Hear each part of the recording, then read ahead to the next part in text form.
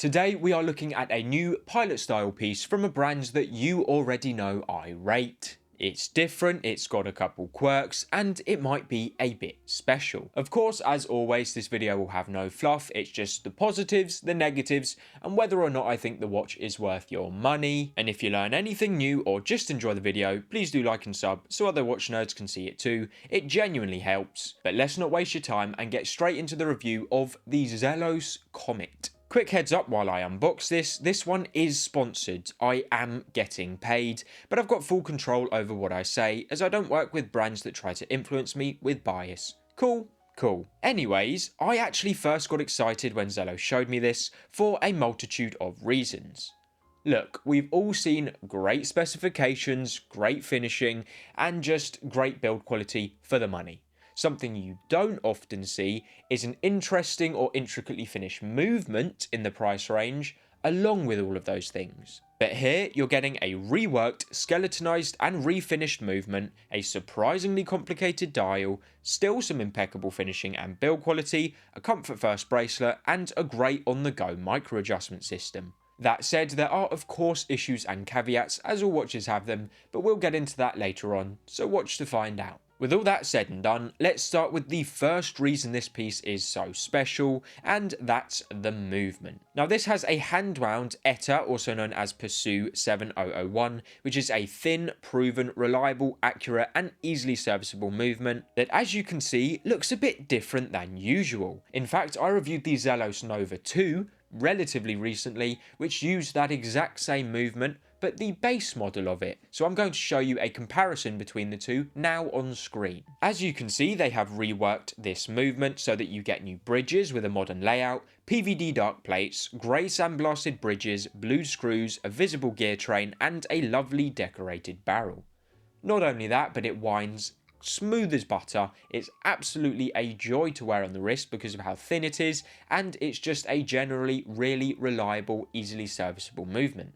I mean, we're talking about a 7.4mm thick watch because this is a 2.5mm thick movement, yet it still maintains a 3Hz beat rate and 42 hours of power reserve, which is more than enough and is very impressive considering the size of the movement. Bottom line though, I will be honest with you as always, a lot of the value of this watch and why it's special and stands out from competition is this. You are paying a lot for the movement here, but I think that's fair enough. And I love this because yeah, you get plenty of watches in the price range, the same as this, which is $1,700. It's on the more expensive side of what I usually review, but even though for the money, its specifications and build quality and finishing aren't a standout, the movement very much so is. I mean, Zelos have really gone above and beyond to really make the movement special here, which again, I'll reiterate, you do not see often in this price range. Sure, you get build quality, you get finishing, you get reliable movements,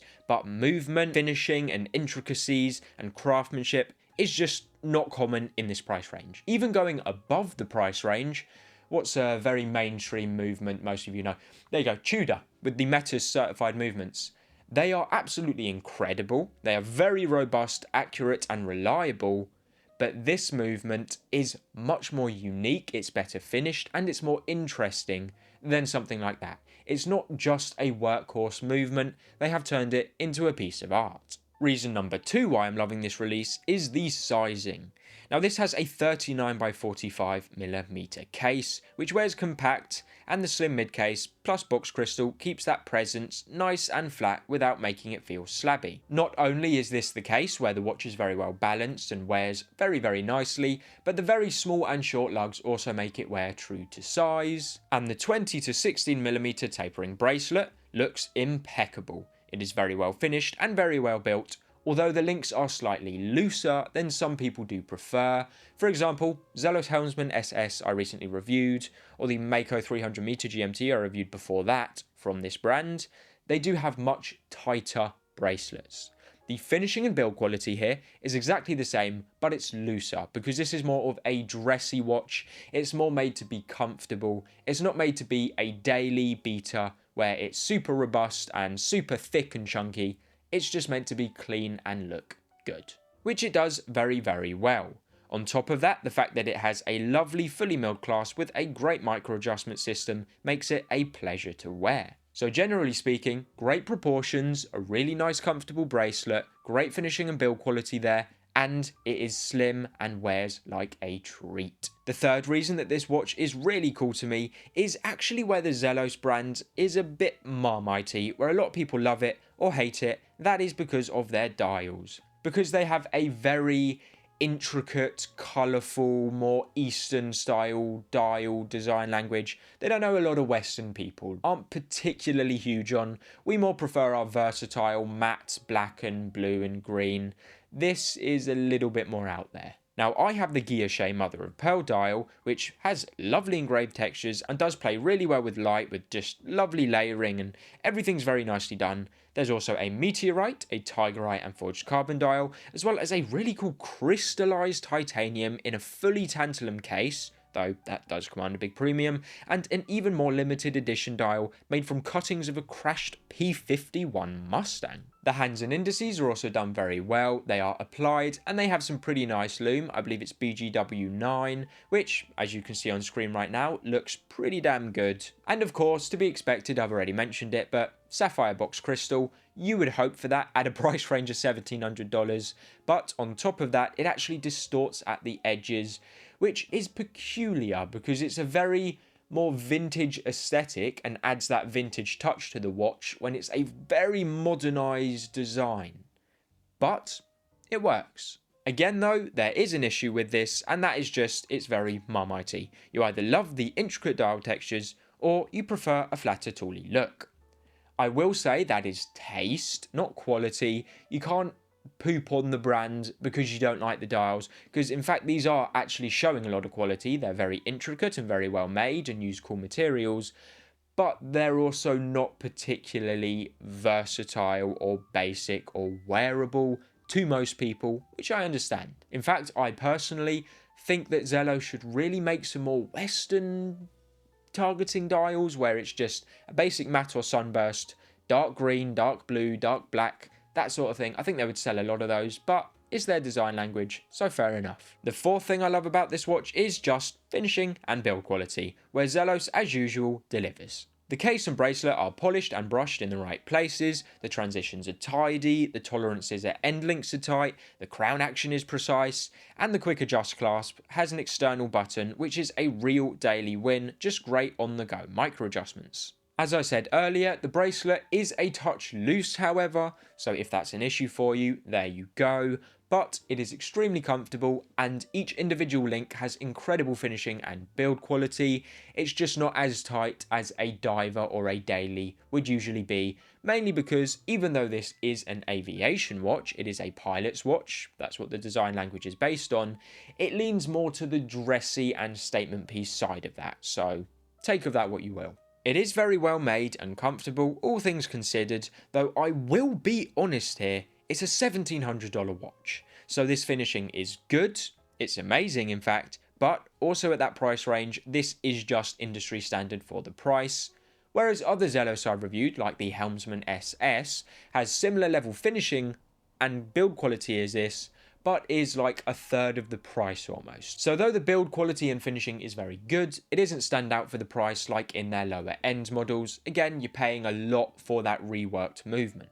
Now, of course, there are going to be caveats. It's a watch, there's always going to be issues. And the first issue is 50 meters of water resistance isn't particularly great. However, I'm also not going to say this is a big issue because first of all, it's a dress aviation watch. You're either meant to be wearing it in the sky or at a dressy event, two places where you're nowhere near water, and also because it needs an open display case back, which makes it harder to get good water resistance, because if you've put all this effort into refinishing and reworking the movement, why would you not show it? The second issue I'm not going to repeat again, but dials, very marmitey. And the third issue isn't really an issue again, it's just no screw down crown. There's nothing wrong with it, it doesn't make the watch any less accurate or reliable or easier to break or anything. I just genuinely and personally feel that a screw down crown makes a watch feel more premium. That's literally it. So the big question, should you buy it? I think yes, if you want a slim, hand-wound, beautiful and intricate dial with an incredible movement that you can't really get things similar like in the price range, that's more of a showpiece or a dressy piece. I mean, if someone catches you wearing this Zelos, you're much more likely to have them say, oh, that's beautiful, that's very interesting, rather than something like this, which is a absolutely beautiful watch as well, but this is just a daily beater you don't have to worry about. They do two different things. And for that reason, this is absolutely not your watch if you want a daily beater. You want something versatile, 100 meters of water resistance, a rock solid bracelet with really, really good tightness and everything, then obviously this isn't particularly the watch to suit your needs. Because at the end of the day, the Comet is a watchmaking, movement finishing and horology first watch rather than a spec or daily beast. It's thin on your wrist, it has a strong dial execution, a proper clasp, a decorated 7001 that you actually could stare at for hours, and the only knocks are 50 meters of water resistance, which isn't even an issue, no screw down crown, which isn't even an issue, and the fact that the dials are very Marmitey, which again, if you like the style, isn't even an issue. So you can't particularly say there's anything bad about it, just that for the money, compared to their other stuff, it's not as great value. Their lower end stuff has similar movements, in fact, pretty much the same movements, just not reworked and refinished, but the same build quality and finishing for a much lower price. But again, you're paying for the movement and such, so I think that's fair if it's what you're looking for. And if the dial speaks to you, it is a very strong pick in that sub 2k range. If the dial's not for you, again, all good. Anyways, I'd love to know your thoughts. Is this a smash or a pass? Do you think the modernized movement is attractive? Or do you prefer it more basic and traditional? Anyways, I do hope you enjoyed. Like and sub if you did, because we are just on the cusp of 15k, which is so exciting. Didn't think I'd get there so quickly. And I am doing a giveaway for that, which I haven't put in this video because I'm pre-recording the video and don't know if I would have already hit it by now. Anyways, that aside, if you want to know if you won or not, I'll be putting up my posts, so just check there. And with all that said, never forget, time keeps ticking, so use the time you have wisely.